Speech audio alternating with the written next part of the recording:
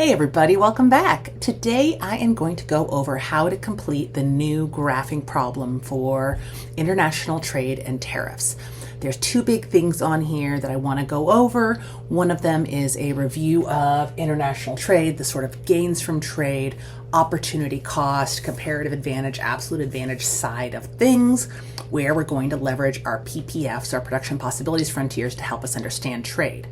The other part is the tariff part, where we're going to look at a market for a good and then open it up to trade, and then look at what happens when we put some barriers to trade, specifically a tariff on it. I'll pull up the assignment over here so you can take a look at it. And then I'll complete the assignment on the board for a couple of reasons. One, because it's easier for me, I think. The .chem can be a little clunky at times. And also just because I want to show you how, so basically here's the first part where I'm going to ask you to graph PPFs for two countries and show how they can have gains from trade. And then the second part has this graph here that's already figured in. And so it's definitely easy to print this assignment out and complete it by graphing these parts on the graph, but I want to show you how to do it on scratch paper. And so I'll do it on the board, and it'll be exactly the same as you would have done it on scratch paper, where I'll sort of be recreating the graph and highlighting the parts that are important for the purposes of the assignment, just because that way you don't have to print it out if you don't want to, if it's not easy to, or if you're having issues or technical problems of some kind. But I'll also show you how it would look on the graph itself. So that's the idea. So here's the assignment, right? We're going to go through a couple of questions about producing a PPF for two countries, the US and Japan. This is a super old example I've used for years, but it really gets at the difference between absolute advantage and comparative advantage and where those gains from trade emerge from. And so we'll go through a simplified version of that. There is a more complicated version. This actually comes from Mancu's Principles textbook from when I was a student. But I've used the slides 1,000 times and revamped them and reworked them a bunch.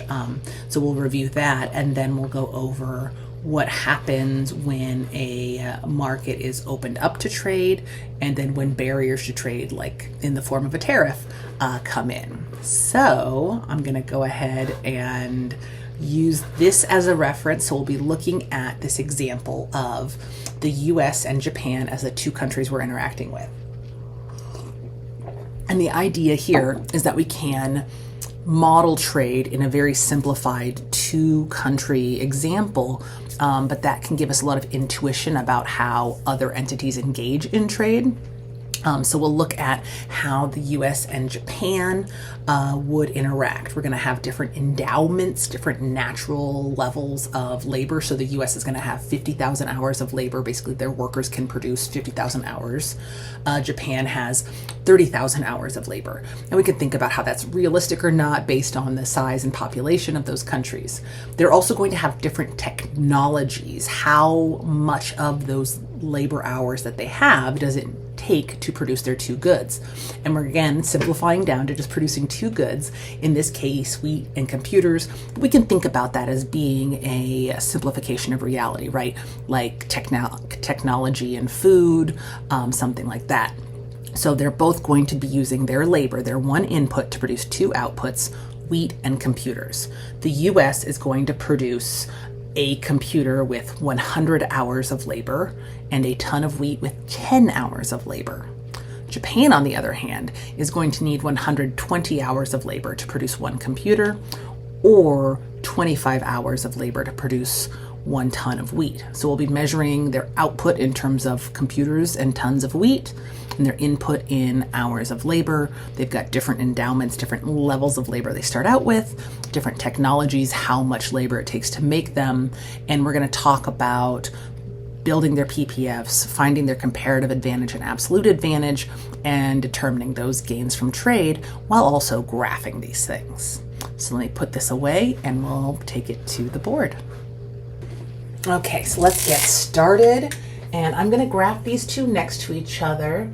With a PPF, it usually doesn't matter what's on the x-axis and what's on the y-axis.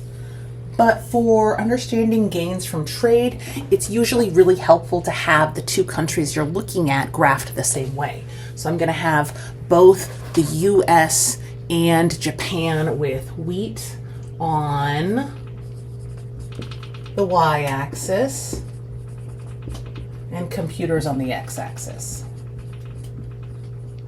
And I'm going to go ahead and color code these so I can keep track of my countries. I'm going to have the US be green, and I'm going to have Japan be blue. All right, so far so good. And remember that in terms of our endowments, the US started out with 50,000 hours of labor, and it takes 100 hours to make a computer and 10 hours to make a ton of wheat. On the other hand, Japan has 30,000 hours of labor, and it takes them 125 hours to make a computer and 25 hours to make a ton of wheat. And the first thing we can look at here, if we wanted to, is comparative advantage and absolute advantage. So remember, absolute advantage is the ability to produce something at the lowest absolute cost. So who uses the fewest resources in order to produce one of these things? So in terms of producing a computer, it takes the US 100 hours and Japan 125 hours. Who has the absolute advantage, the lowest cost? The US.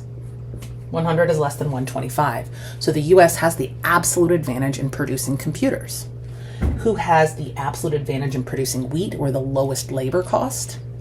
Well, it takes Japan 25 hours, the US 10. So the US is going to have the absolute advantage in producing both. And so what that's giving us is this idea that we can see two countries with absolute advantage in this case, the US having the absolute advantage in both goods, but we're still going to see gains from trade emerge because of comparative advantage.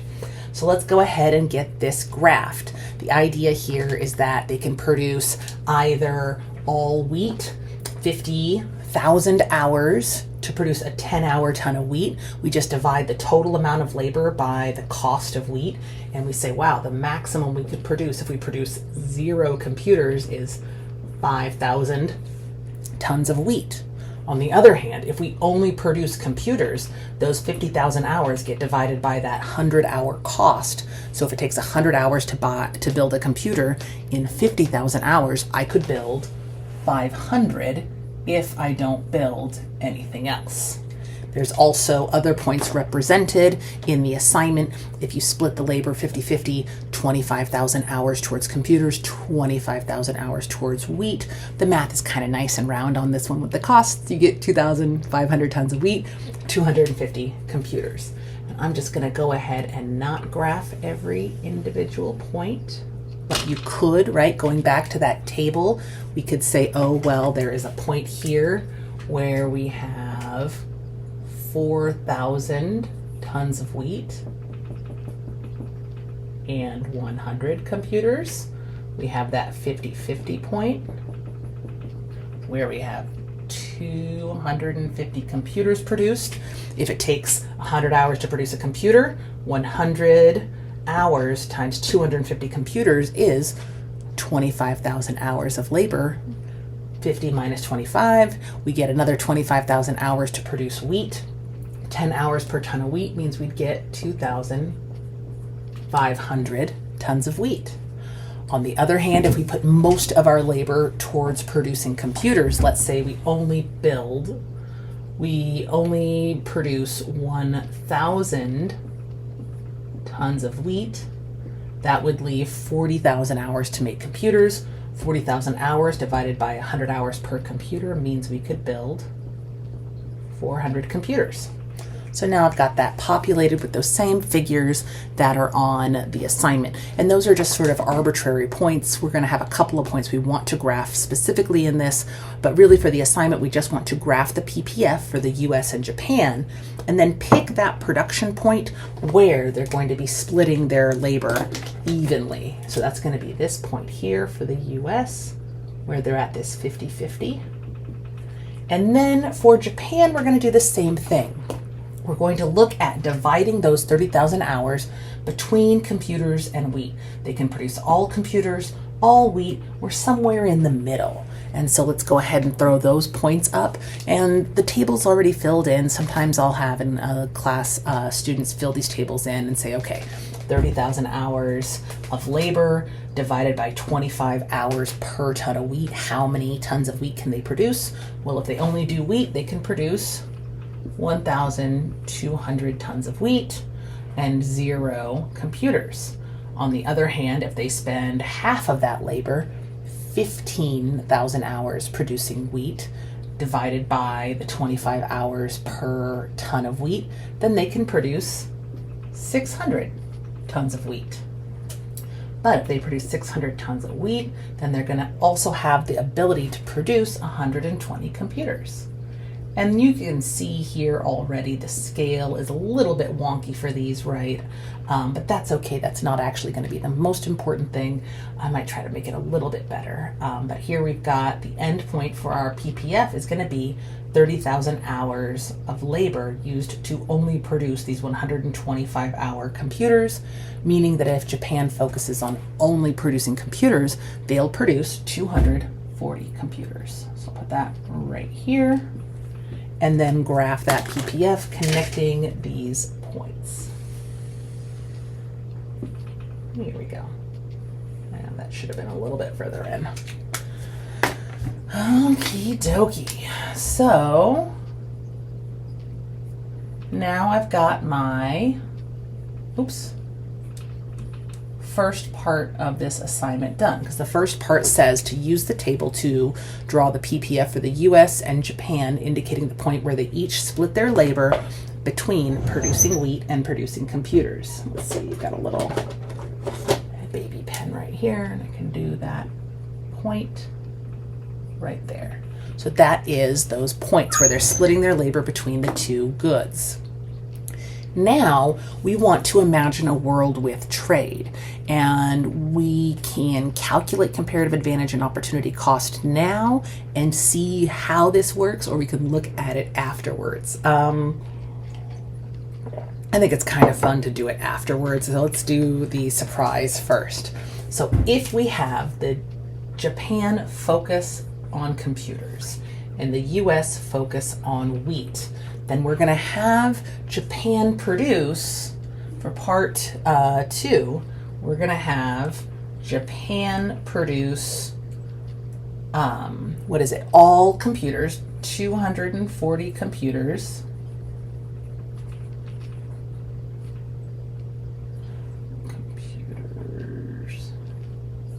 Oh, I can't spell computers right today. 240 computers and no wheat. So that's going to be this point right here.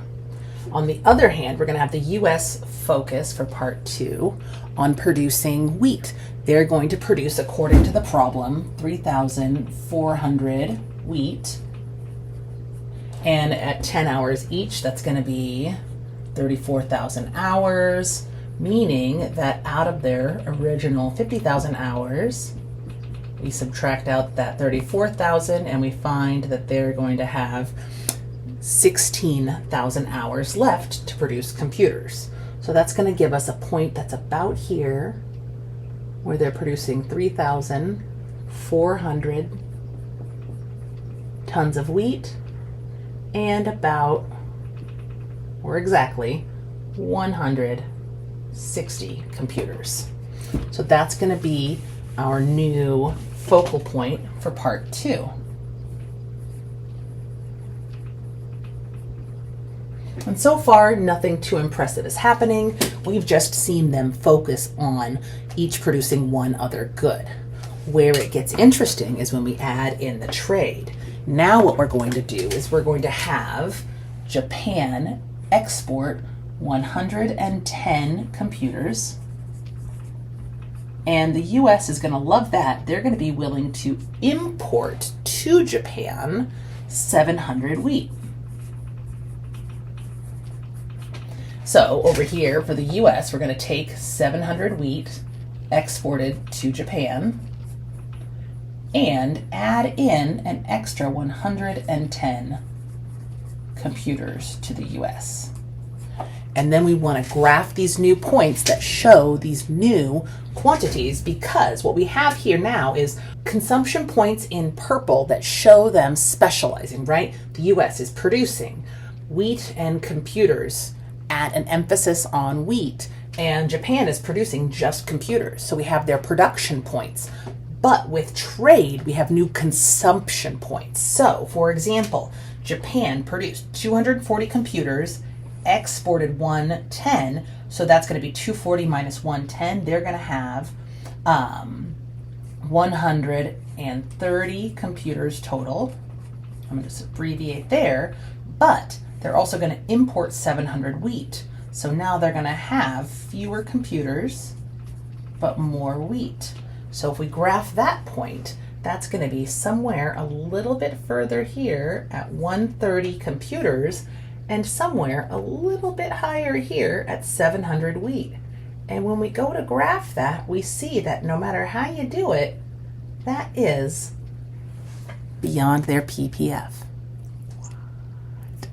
Same thing for the US. Let's go over here to the US. They exported some of their wheat, so they went from 3,400 to a little bit lower. They're going to have only 2,700 wheat now. And they're going to add in 110 computers that they traded, that they exchanged with Japan for that wheat. So they're going to go from 160 up to 270 computers. So that's going to be 270 is about here. I'll try and write it in and graph that point up. Whoop. And 2,700 is going to be right here. And yep, the US is also consuming beyond its PPF. So if you remember from when we first started in chapter 2 talking about productivity and scarcity and production possibilities frontiers, we're not supposed to be able to go beyond the PPF. But here, with trade and focusing on comparative advantage, these countries are able to produce to their comparative advantage and through exchange consume more than it's possible for them to produce. Because look at it this way. If let's say the US wanted to produce this, if they wanted to produce 2,700 wheat, that would take them 27,000 hours of labor, right? 2,700 tons of wheat times 10 hours per ton, that's 27,000 hours of labor. And then we have 270 computers, which each cost 100 hours of labor. That's going to be another 27,000 hours. If we total that up, we're going to get 54,000 hours of labor. That's more than their endowment. They only have 50,000 hours. They don't have 54,000 hours. They can't produce that. So that's beyond their ability to produce. Holy smokes. Same thing for Japan. You can see it graphically here. You can also calculate it. 130 computers times 125 hours, 700 wheat times 25 hours. That's more than 30,000 hours. So how did this all happen? They can consume beyond their PPF. So this is all I ask for this part of the graphing problem, right? I ask you to graph the two PPFs, find the point where they split their labor, and then, split their labor, the green point here, 2,500 and 250, the blue point here, 600 and 120. Then have them specialize, where Japan specializes in computers, the US specializes in wheat, and then see what happens if they trade, and that gives us these points here. But if we want to answer the question of how did this happen, we need to go beyond just understanding this absolute advantage. We need to know about the comparative advantage that these countries have in producing these goods. So to find comparative advantage, there's a couple of ways to do it.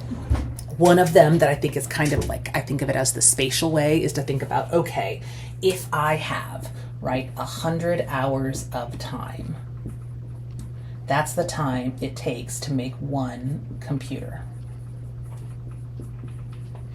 If I use that time, I'm using 100 hours to make a computer, how many tons of wheat could I have made in that time? Well, every 10 hours, I could have made a ton of wheat.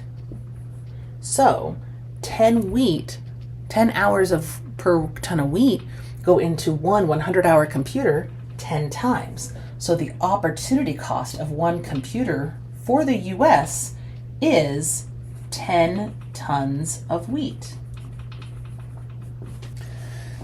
Does that make sense? The other way to do it is just to straight math it out, and that is to treat it like an equation, and some folks really respond to that. I'm going to go ahead and grab another dry erase board here because I feel like I'm running out of space, and give myself plenty of space for this. And that is to say, okay, if I want the opportunity cost, I want to calculate the opportunity cost of producing one computer, then it's going to be based on the ratio of the two costs in terms of time.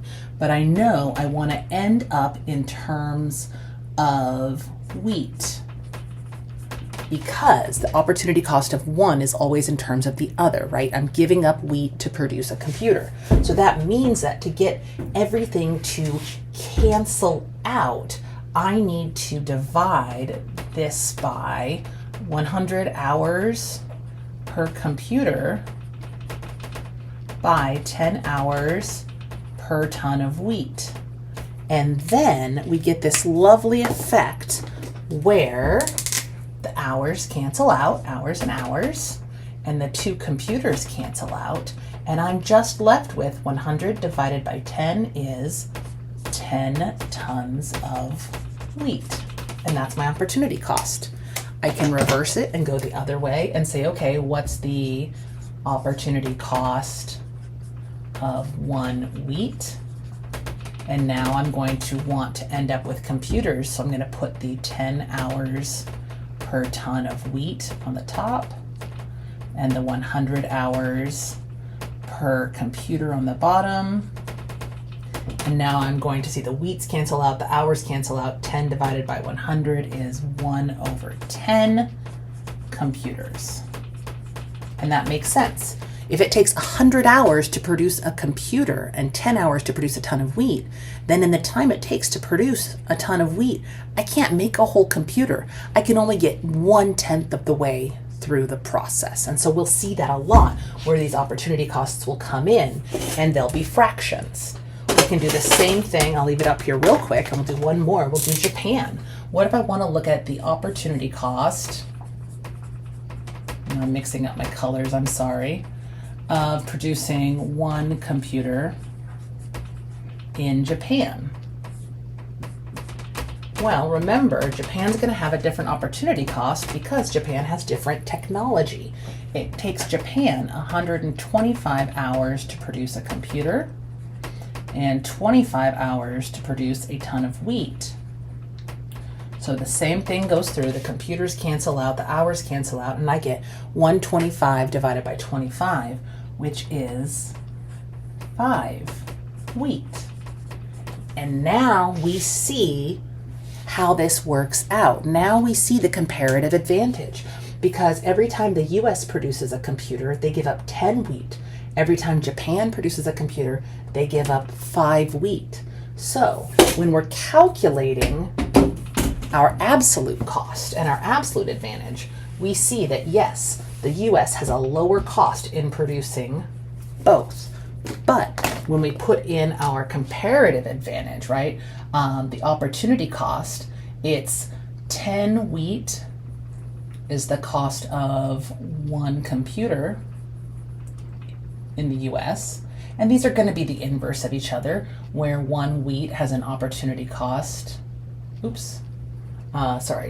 wheat has opportunity cost of 1/10 of a computer. Over here, Japan gives up 5 wheat when producing one computer and gives up 1/5 of a computer when producing 1 ton of wheat. So when we look at who has the comparative advantage, yes, the US gives up less of a computer when they produce wheat. 1/10 is smaller than 1/5, so that's the comparative advantage. But the comparative advantage in producing computers is going to go to Japan because they give up only 5 wheat per computer, whereas the US gives up 10. That's where the gains from trade come in. That's where everyone is made better off by trade in this situation. Is this a cherry-picked situation where everyone's made better off and we all live happily ever after with free trade? Of course. But it still illustrates how working to our comparative advantage, doing what we're best at, can give everybody the benefit of being better off and make everybody more productive and have more of everything, right? Letting us consume beyond our PPF. Cool? Let me know if you have questions about that. That's that first part with those first 3 questions. Now I want to zoom down to the last part of this question. I'll show it to you again. This is the part where we are going to be looking at the market for strawberries. So let me show you the question one more time, then I'll throw it up on the graph. So here you can see we wrapped up this part and now we're going to talk about this market for strawberries. Come on, friend. So we have the market for strawberries here in the United States. We have our downward sloping demand curve, our upward sloping supply curve. Our first question is a softball. Find the domestic supply and demand and determine the equilibrium price of strawberries. That's going to be this price right here. The price in equilibrium is here. What we want to think about here is that this is the domestic market in the US. What's going to happen when we graph a lower world price in?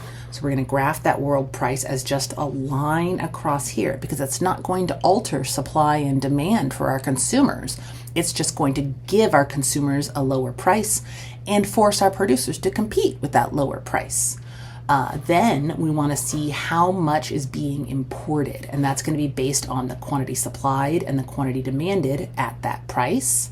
And then we're going to go ahead and add in a tariff. That's going to move us from 3 to 4. And so, like I said, you can graph these things on this sheet, and I'll show you how I would do it with a pen. If I had a pen, I would do it with a pen or pencil, but with my computer, I would graph them by inserting lines. So this would be the world price here is going to be this green line, and that's going to show me that the quantity supplied at that price is 150 million. So firms won't be able to supply 250 million pounds. They'll only be able to supply 150 million. Consumers, on the other hand, at this lower price are going to be demanding 350 million. So that means that the difference between what our domestic producers are giving consumers and what our domestic consumers are consuming, that's our imports. That space, 350 minus 150. Those 200 million strawberries are our imports. They're going to consumers. They're not coming from our suppliers. They're coming from abroad. Then, when we want to go ahead and graph that tariff, it's going to be a $1 tariff. That's just going to be adding $1 to the world price. And I'll show you on the board how I graph that, but it's just going to be taking us up to this point here. It's going to mean that these people here on the supply curve, these firms, are now able to produce and compete because the world price got higher. And it means these consumers here are going to be priced out of the market. They can't afford strawberries anymore. So we're going to see imports fall to this lower level. We're going to see higher producer surplus and lower consumer surplus. That's basically what we want to talk about. So I'm going to go ahead and graph that for y'all right now. Okay, so if you're doing this on scratch paper or by yourself, this is how I would do it. These graphs don't have to be perfect. They have to give all the information required to make sense. And so that's what I'm here to show you. So we're going to, of course, need to label our axes. We've got price up here, and we've got quantity down here. Quantity. There we go. And then this is going to be the market for strawberries in the U.S. So this is going to be U.S. strawberry market, I'll call it.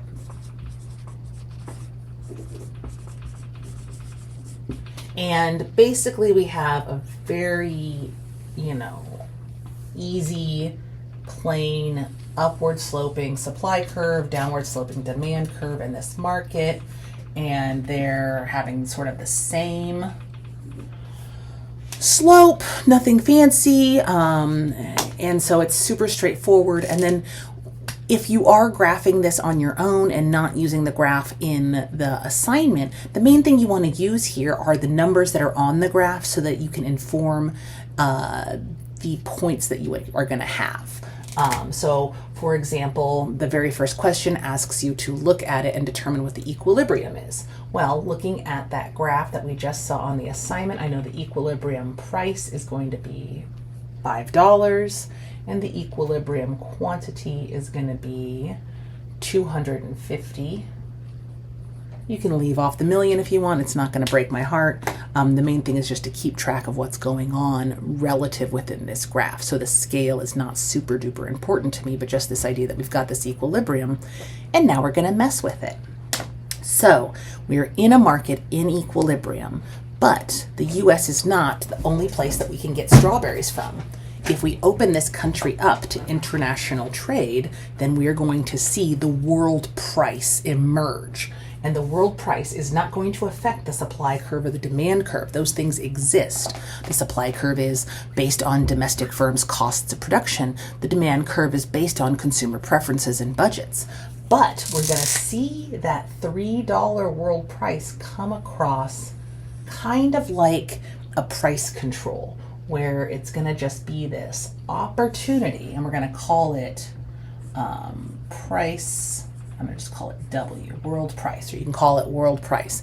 But it's just going to be here as this opportunity to buy strawberries cheaper.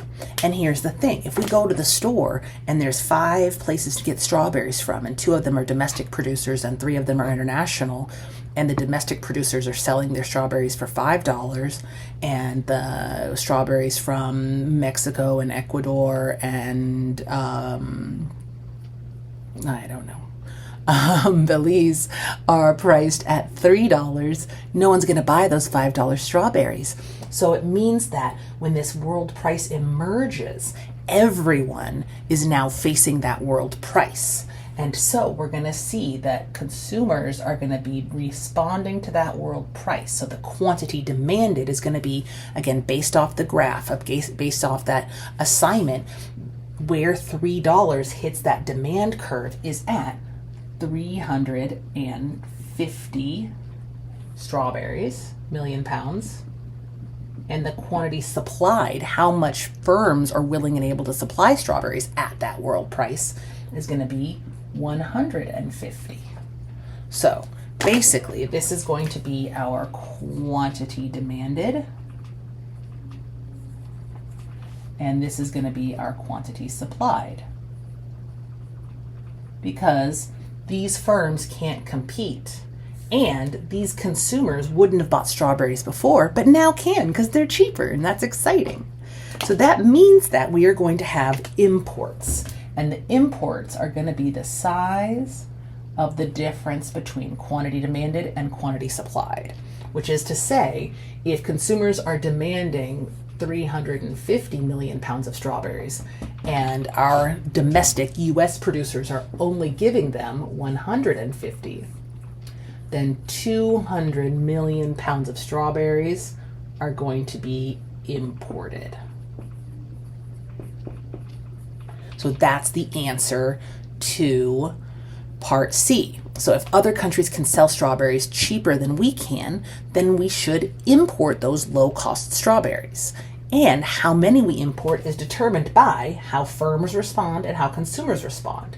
Firms are going to sell fewer, consumers are going to buy more. How many more? 100 more. How many less? 100 less. So that means that those extra 200 strawberries, those 200 million pounds of strawberries, have to come from other countries. So far, so good?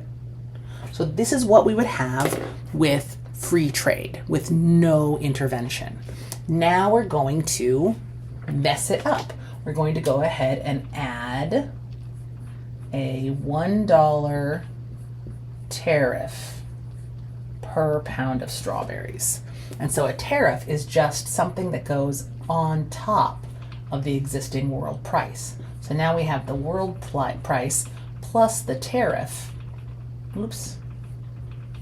So if the world price is $3 and we're adding $1 to it, we're going to be now at 3 plus 1, $4.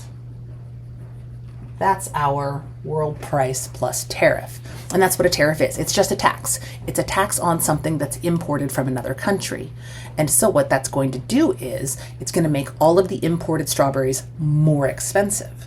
And that's good news for all of these guys here. These firms now face a higher price and they can compete. These consumers, on the other hand, also face a higher price. And they are probably going to be buying fewer strawberries because they've gotten more expensive. Maybe they saw $3 strawberries and said, woo, strawberry smoothies for everyone. Then they went to the store the next day, saw $4 strawberries and said, maybe not, right? That's what we'd expect. So if the government imposes a $1 tariff on strawberries, we're going to see consumer surplus shrink, producer surplus grow, and we're going to see the number of imports go down. And that's going to be because quantity supplied and quantity demanded have changed now. And this is again where you'd want to go and reference the graph that's printed on the homework assignment to see the exact numbers. At $4, which is the new price with the tariff, quantity supplied is only going to be, or is going to go up to 200. So that means our domestic firms are now selling 200 million pounds of strawberries, and at $4, our domestic consumers are only buying 300. So now that's our quantity demanded. And the difference between quantity demanded and quantity supplied is our imports. So now we have 300 minus 200. We are now only importing 100 pounds of strawberries. So what is the effect of the tariff? It raises prices to consumers, it protects domestic producers, it reduces the quantity of imports, and it means that more consumers are eating strawberries grown in the US and fewer are buying strawberries overall. And that's the basic analysis. This is a very, very simple analysis of tariffs and their effect. I read a really cool article the other day that talked about how economists are really bad at looking at the long-term effects of tariffs, and they're very quick to judge the short-term effects, and those are all true. But for our purposes, for this class, this is a nice little way of showing the effect of what happens when you impose a tariff on a good, the effects in terms of price, imports, consumer surplus, producer surplus, welfare overall, other things we could talk about if we wanted to.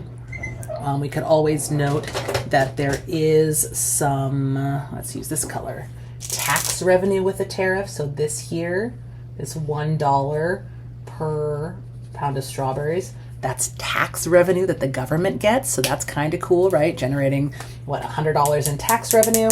And we also get these triangles here. These triangles are deadweight loss triangles. They are inefficiencies created by the tariff. These people would have bought strawberries from foreign producers, but now they can't afford them. And these producers sell strawberries at a higher price because they're not as efficient as the companies abroad, the producers abroad. Maybe they're growing strawberries in the mountains of Colorado, and so it takes a lot more energy, whereas it'd be cheaper to grow them in Mexico. Something like that, generating an inefficiency and causing some loss to society. That's a little bit of a higher end analysis. For our purposes, I just want you to take this graph, find that equilibrium and identify it, graph the world price, say whether we should import or export. Import if the price is lower, because who doesn't love lower prices? How much we're importing, that's going to be the difference between the quantity demanded and the quantity supplied. And then graph the effect of that tariff and give me a sense of what happens. Higher prices, lower imports, benefits to producers, harms to consumers. That's basically it. So that is our graphing problem for this chapter. Let me know what questions you have. If you'd rather see me graph it on the doc cam, let me know and I'll go ahead and do that. Otherwise, have a beautiful day and I'll see you next time.